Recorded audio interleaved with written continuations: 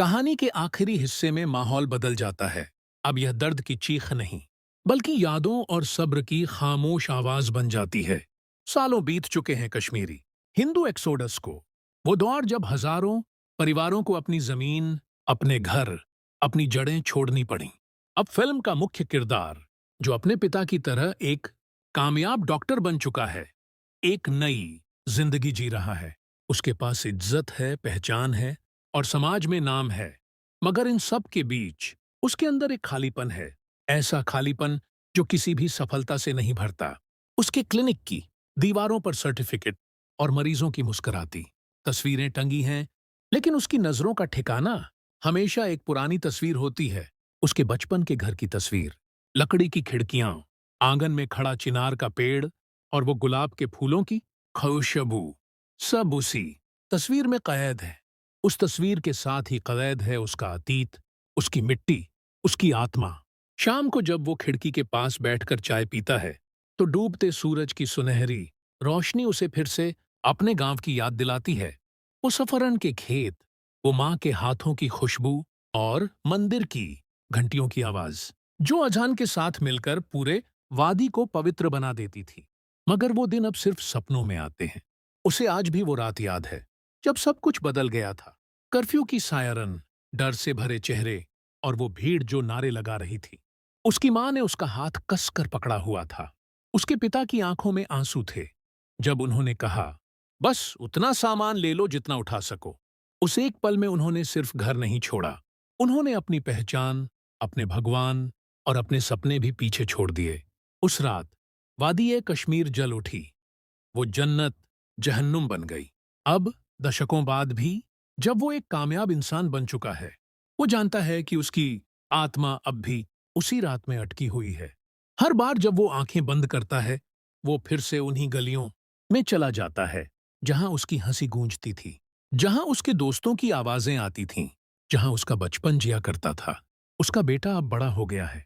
एक दिन वो मासूमियत से पूछता है, पापा, हमारा असली घर कहाँ है? आप हमेशा कहते हो कश्मीर, पर मैंने तो कभी देखा ही नहीं। डॉक्टर कुछ पल चुप रहता है, फिर धीरे से दराज खोलकर वो पुरानी तस्वीर निकालता है और बेटे के हाथ में रख देता है। यही है हमारा घर, वो कहता है। यहां से हमारी कहानी शुरू हुई थी।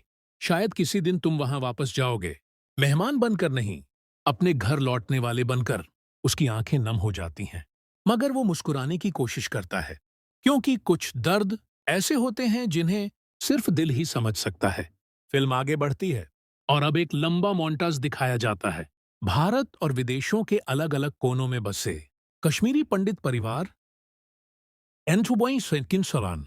कोई मुंबई के छोटे अपार्टमेंट में पूजा कर रहा है, कोई बेटी को कश्मीरी भाषा सिखा रहा है, कोई बेटे को अपने वतन की कहानियां सुना रहा है। हर सीन एक बात कहता है, हम जड़ से उखाड़े गए, लेकिन हमने अपनी पहचान नहीं छोड़ी। एक समुदाय सभा का सीन आता है, उम्र दराज चेहरे, आंखों में इतिहास लिखा हुआ। कोई पुराना गीत गुनगुना रहा है, कोई मोमबत्ती जला रहा है। मुख्य किरदार चारों तरफ देखता है, हर चेहरे पर दर्द भी है और गरिमा भी। एक बुजुर्ग उससे कहता है, हमने जिंदगी फिर से बना ली, पर इंसाफ अब भी नहीं मिला। वो मुस्कुराकर जवाब देता है, शायद इंसाफ देर से आता है, लेकिन यादें यादें हमेशा जिंदा रहती हैं। जब तक हम याद रखते हैं, हमारी जमीन कहीं गई नहीं। फिल्म के आखिरी सीन में वो एक छोटे मंदिर में जाता है, जिसे कुछ विस्थापित पंडितों ने मिलकर बनाया है। वो वहां एक दिया जलाता है और धीरे से कहता है, यह मेरा जन्म स्थान नहीं, लेकिन अब यही मेरी जिंदगी की पहचान है। पृष्ठभूमि में हल्का सा संगीत बजता है। पुराने वास्तविक फुटेज दिखाई देते हैं। लोग बसों में बैठ रहे हैं, अपने भगवानों की मूर्तियां बक्सों में रख रहे हैं, पीछे मुड़कर अपने घर को आखिरी बार देख रहे हैं। फिर आवाज आती है, उन्होंने वादी छोड़ी, लेकिन उम्मीद नहीं छोड़ी। उन्होंने घर खोए, पर अपने विश्वास को नहीं। धीरे धीरे स्क्रीन काली होती जाती है और फिर आखिरी लाइन उभरती है, यह फिल्म समर्पित है उन सभी कश्मीरी पंडितों और उनके वंशजों को, जिन्होंने घाटी के बाहर अपनी जिंदगी को दोबारा बनाया।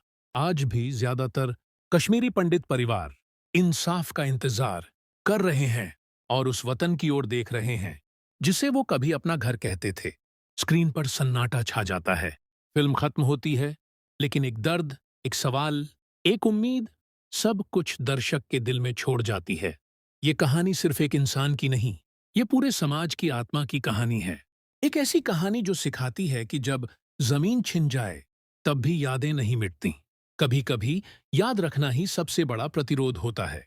और जैसे ही स्क्रीन पर आखिरी क्रेडिट्स आने लगते हैं, एक लाइन धीरे से उभरती है।